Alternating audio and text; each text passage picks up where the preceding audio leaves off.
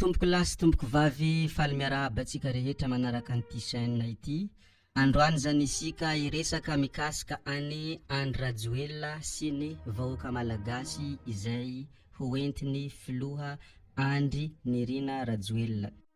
Fa mialohany hidirantsika amin'ny votoatin'ny resaka dia azadino ny miabone ny chaîne YouTube ary azadino ny like ny videontsika ary indrindrandrindra asio comments ny video raha toa ka mahalina anao ny zavatra resahana eto. Eny na tsy mahalina aza dia afaka ny comments foana dawary.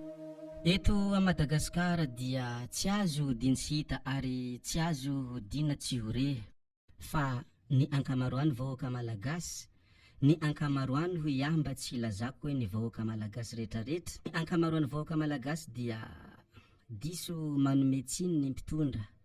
Izay mpitondra rehetra ny fandimbeo dia hevitra rety ny vahoaka malagasy hoe tsy te hanasoa daholo. Miombon-kevitra am'izany ve ianareo? Mino an'izany ve ianareo? Izay mpitondra ny fandimby teto zany dia tia tena daholo.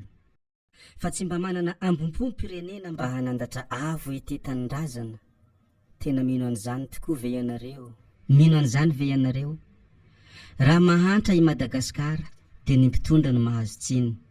Raha kere any Androy tsy mananasa ny vahoaka, tsy mananasa ny tanora dia ny mpitondra no mahazo tsiny. Fa tsy mba mieritreritra ve isika vahoaka hoe fa avy amintsika no mahatonga an'io fahantrana io? Mino ve tsika vahoaka fa hoe tsy tompona andraikitra amin'ny fahantrana sy ny fijaliana isika vahoaka fa ny mpitondra foana ny tompona andraikitra amin'io? Tsy ambelanareo koa ma, atsika vahoaka mila tonga saina mba kay adrabadraba karan'io.